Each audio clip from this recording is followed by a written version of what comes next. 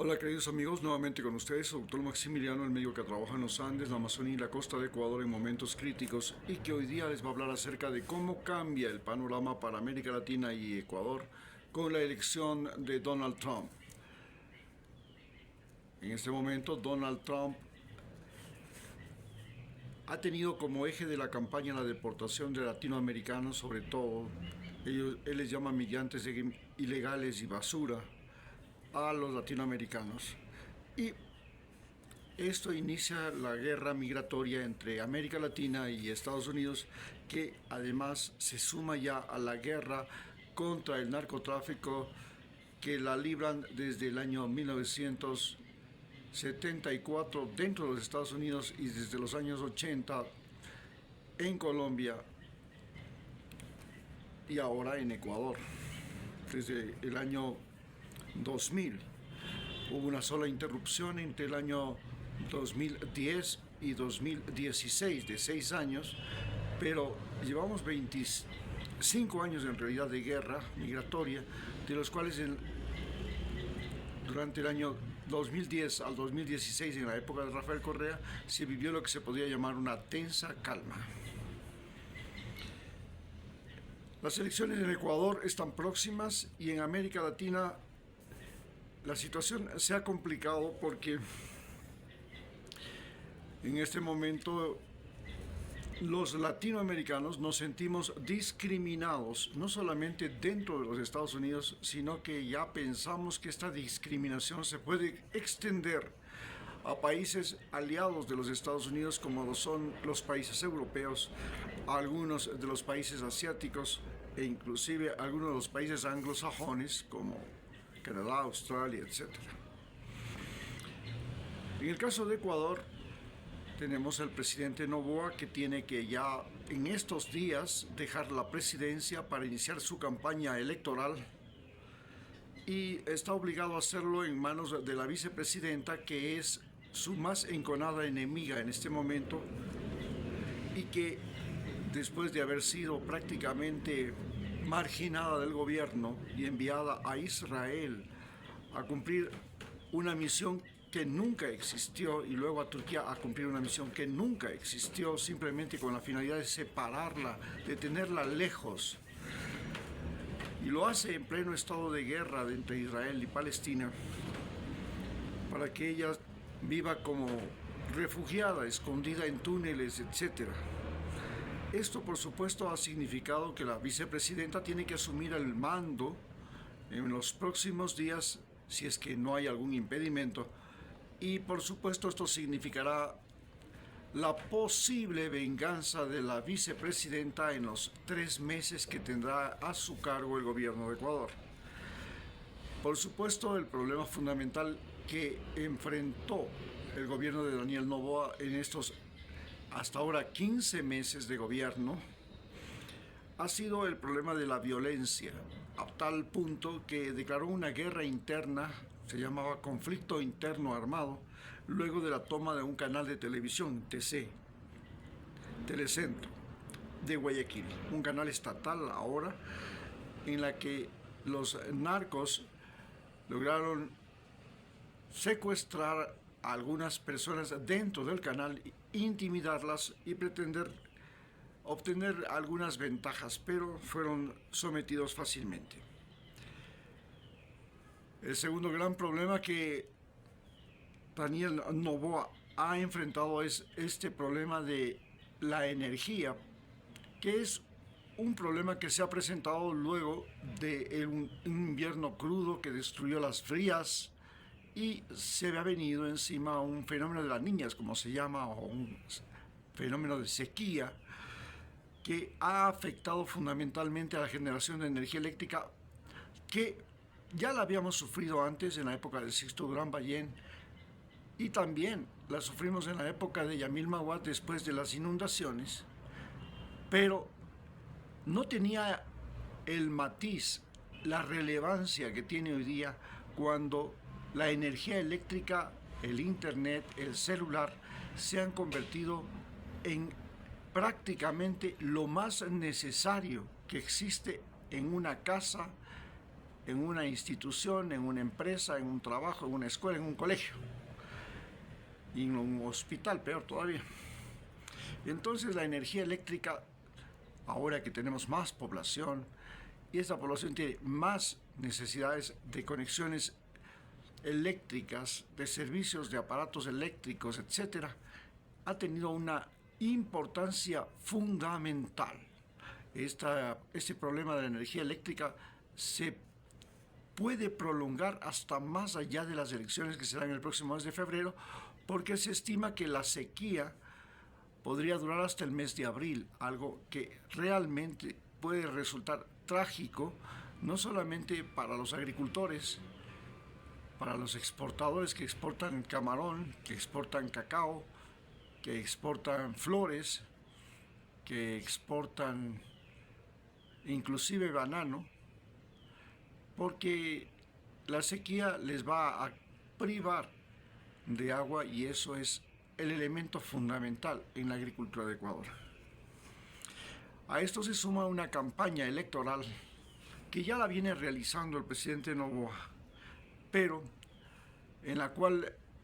no puede dejar de lado los reclamos que le hace la población y los señalamientos que le hacen sus adversarios políticos en que él era un simple novato. Aún nos preguntamos cómo es posible que para la selección de Ecuador de fútbol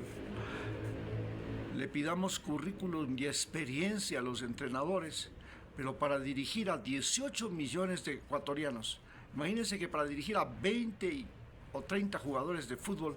se le exige requisitos tras requisitos al entrenador,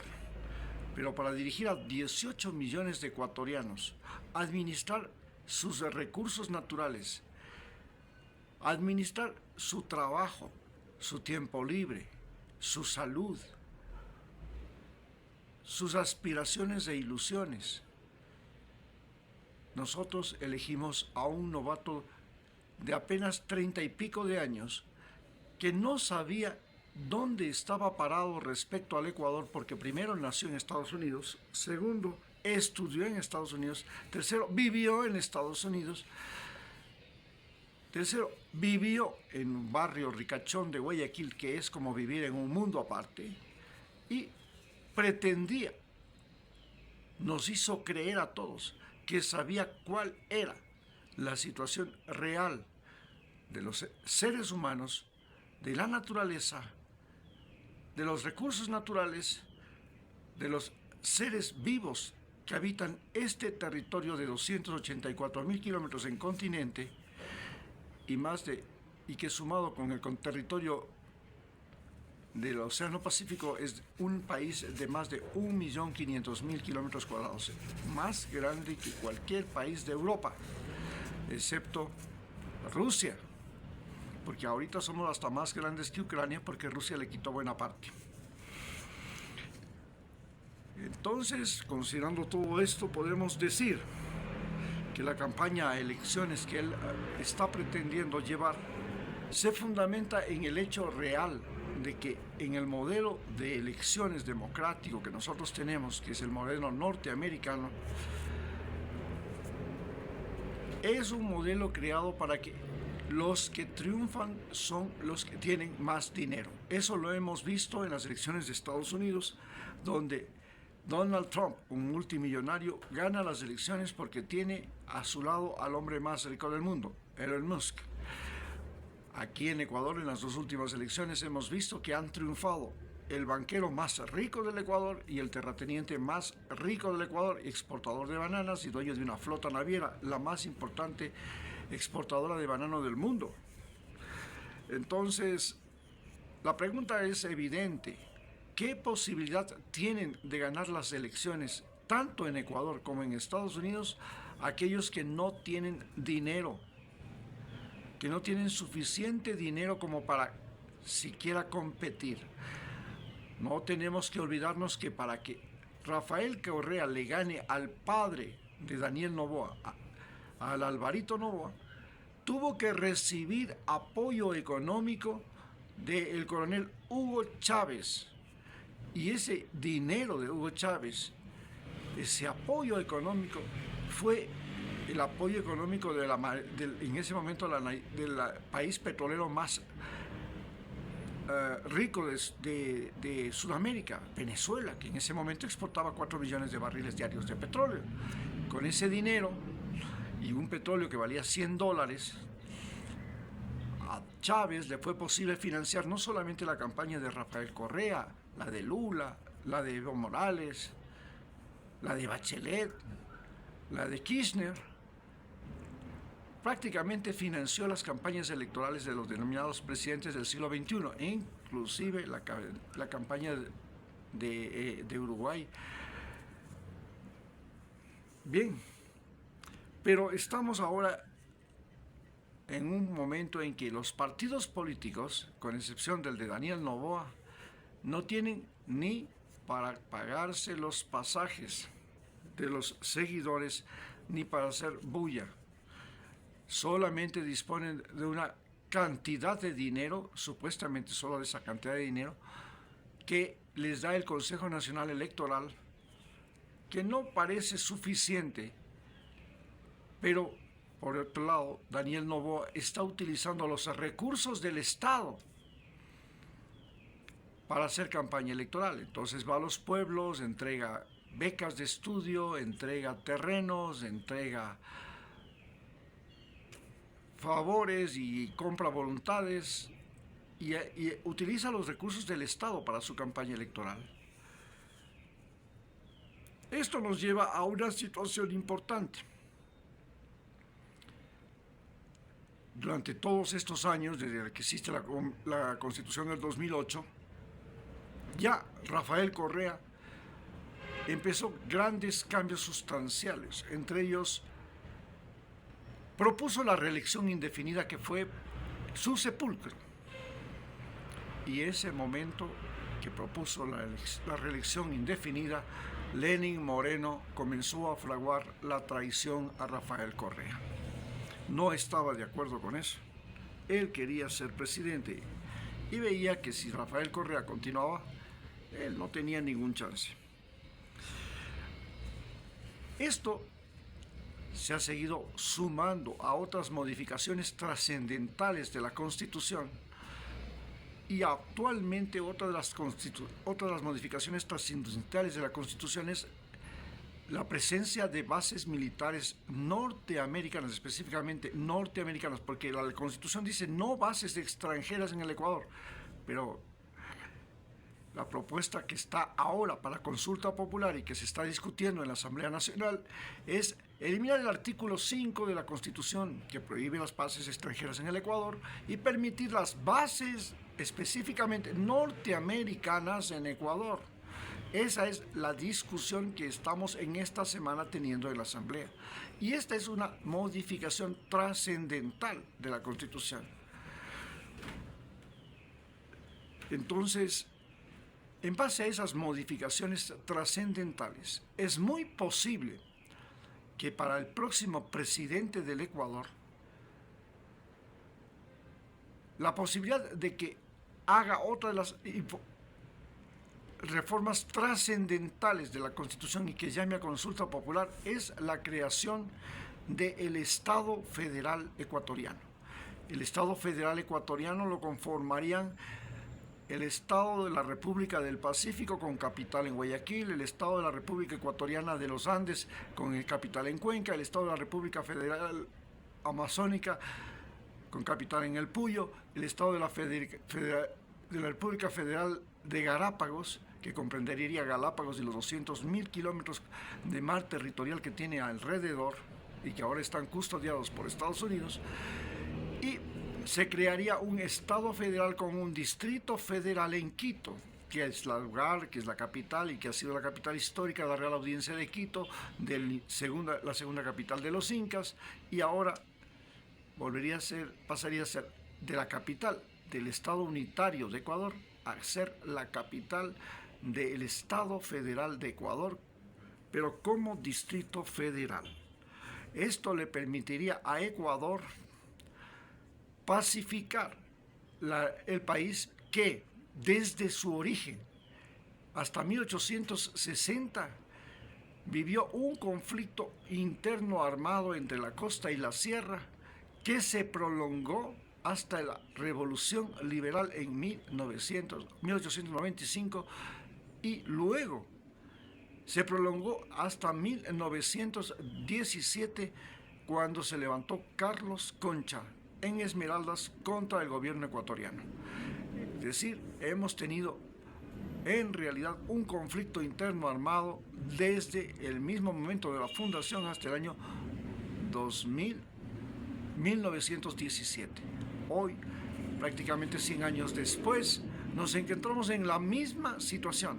un conflicto interno armado llamado guerra al narcotráfico, y este conflicto interno armado nuevamente nos enfrenta a los serranos, que son la mayor parte del ejército y la policía, con los costeños, que son la mayor parte de los delincuentes, narcotraficantes, secuestradores, etcétera, de este país. Esto nos obliga a pensar seriamente en un país federal y el fin de esta república unitaria como una solución para la supervivencia de Ecuador, que, como ya hemos visto y hemos dicho antes, es un estado fallido. Es un estado que ha tenido 46 constituciones y 120 gobernantes, algunos solo por horas, en apenas desde 1830 al año 2024. Ustedes pueden imaginarse, menos de 200 años y hemos tenido tantos gobernantes. Estados Unidos ha tenido solo 46 presidentes y una sola constitución, a la que le han hecho reformas y lo que quiera, pero solo una constitución. Esto es la perspectiva en la que se encuentra Ecuador. En tanto, América Latina está viviendo una discriminación dentro de Estados Unidos llamada deportación, creada ahora por el presidente Donald Trump, en que los latinoamericanos, los habitantes de América Latina, dentro de los Estados Unidos e inclusive fuera de los Estados Unidos, somos vistos, como él nos ha llegado a llamar, la basura que quiere invadir Estados Unidos. Por supuesto, esto ha significado que los habitantes del continente americano, que son latinoamericanos, ahora vivamos una división interna. Esta división interna ha sido siempre la estrategia tanto de los conquistadores españoles, de los conquistadores portugueses, de los conquistadores franceses en el continente americano. No tenemos que olvidar que la conquista de América Latina no fue una colonización, sino una guerra civil entre indígenas en la que los españoles ponían las armas, las municiones, las embarcaciones, los caballos, la asesoría militar para que los indígenas latinoamericanos se maten entre ellos, y así nacimos como colonias del Imperio Español. Y finalmente, nuestras guerras de la independencia también fueron guerras civiles, en las que nosotros, los latinoamericanos, nos enfrentamos con los ejércitos también de indígenas y mestizos, o negros inclusive, dirigidos por generales españoles. Entonces teníamos los ejércitos dirigidos por los denominados patriotas y los ejércitos dirigidos por los generales españoles. Este enfrentamiento era una guerra civil, matanza entre nosotros mismos los latinoamericanos. Al momento,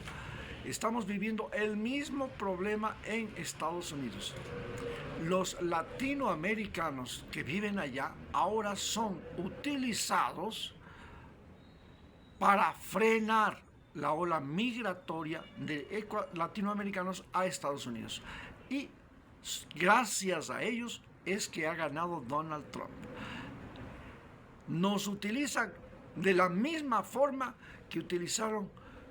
los ingleses a los ejércitos de Colombia, los liberales y conservadores, para dividir Colombia. Y lo mismo hizo Estados Unidos con el fin de apropiarse de Panamá. De la misma forma como se utilizaron los ejércitos latinoamericanos en la Triple Alianza, la guerra entre Uruguay, Brasil y Argentina contra Paraguay, o la guerra del Chaco entre Bolivia y Paraguay, o la guerra del Pacífico entre Chile y Perú, o la guerra entre Bolivia y Perú, o la guerra entre Ecuador y Perú, que fue la última guerra que hubo en el continente sudamericano, en la región sudamericana, en 1995, la guerra del Cenepa. Han utilizado Estados Unidos e Inglaterra y las potencias europeas, incluido España, en sus conquistas, las guerras civiles, las masacres entre nosotros mismos. Hoy Donald Trump pretende utilizar una confrontación entre los latinoamericanos que viven en Estados Unidos contra los latinoamericanos que quieren ingresar a los Estados Unidos. Para eso, entonces, hay una guerra denominada la guerra migratoria. Esta guerra migratoria, que es la que se está viviendo ya en Estados Unidos, y que ha sido prácticamente una declaración unánime del pueblo norteamericano, en la que el pueblo norteamericano está respaldando una guerra entre América Latina y Estados Unidos. Y en cambio los latinoamericanos estamos a favor de la desaparición de las fronteras desde Alaska hasta la Patagonia. Queremos la desaparición del muro de Trump, la desaparición de las fronteras entre nuestros países y con Estados Unidos y Canadá. No queremos más. Y para eso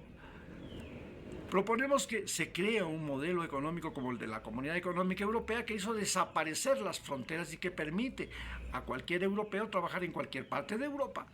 moverse por cualquier parte de Europa. Para eso le dan hasta un pasaporte europeo.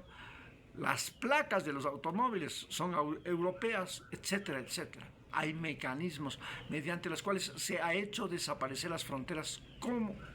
lo hace Europa. Entonces ahora los países latinoamericanos estamos empeñados en hacer desaparecer las fronteras, y esto se lo debemos a los migrantes venezolanos, que son ellos los que nos han demostrado que es posible hacer desaparecer las fronteras y que cualquier latinoamericano puede trabajar en cualquier parte de América Latina, como lo puede hacer también en cualquier parte de Estados Unidos. Muchas gracias.